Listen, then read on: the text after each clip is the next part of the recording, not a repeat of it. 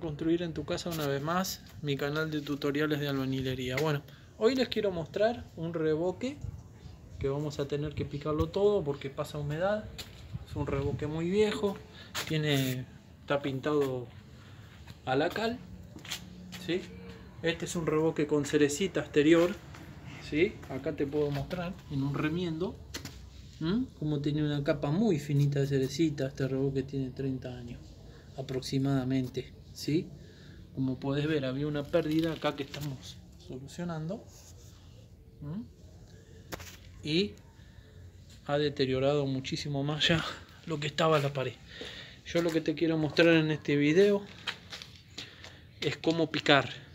La primera parte que vamos a mostrar es cómo picar, ¿sí? Vos por ahí vas a decir, es una pavada, ¿cómo no voy a saber picar una pared? Bueno, sí, con más el cortafierro te voy a mostrar una buena técnica.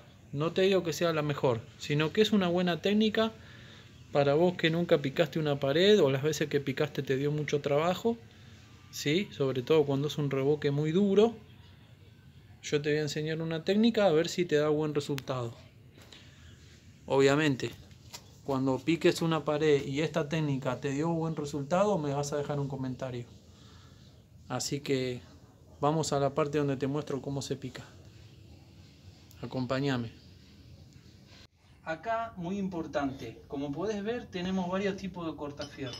Este cortafierro no sirve.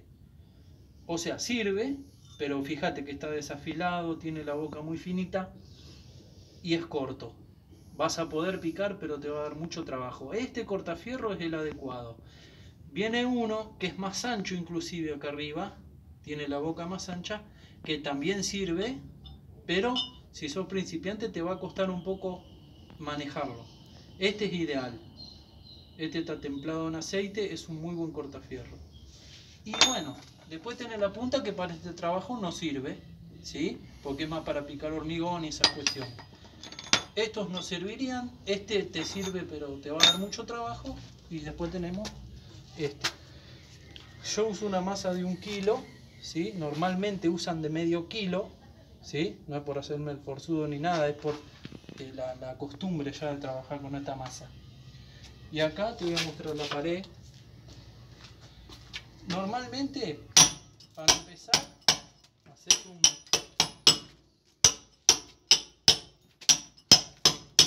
boquetito acá y llegamos hasta el ladrillo, ¿ves? Como podés ver. Ahora vos podés estar todo el día picando de esta manera, ¿sí? Y vas a picar, y vas a picar, y vas a picar.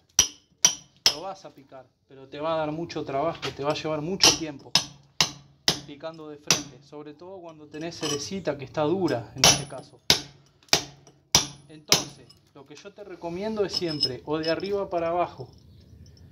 Siempre es mejor empezar de arriba. Yo voy a empezar a picar de arriba para abajo. Ahora porque te voy a hacer una muestra. Obviamente no vas a picar de abajo para arriba porque te vas a volver loco, ¿sí?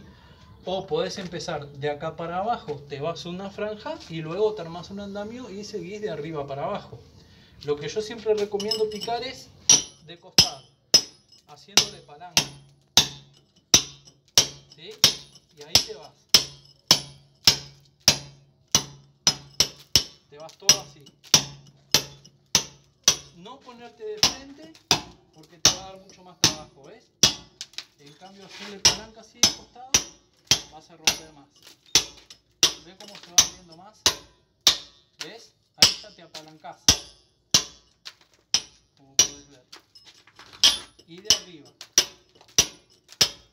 Bueno, no es mucho misterio picar una pared, pero esta técnica te va a ayudar bastante. Te vas a ahorrar energía, no te vas a cansar tanto, vas a ahorrar tiempo, ¿sí? Porque de otro método vas a demorar muchísimo más picando así, ¿sí? Igual que veo muchos que hacen así. No, así se pica. Parecido a un martillo neumático, ¿sí? Bueno, es más o menos esa la técnica. No es mucho misterio, pero he visto muchas personas que pican de otro modo, le da mucho trabajo y esto te va a facilitar. Así que bueno, espero haberte podido ayudar y nos vemos en el próximo video.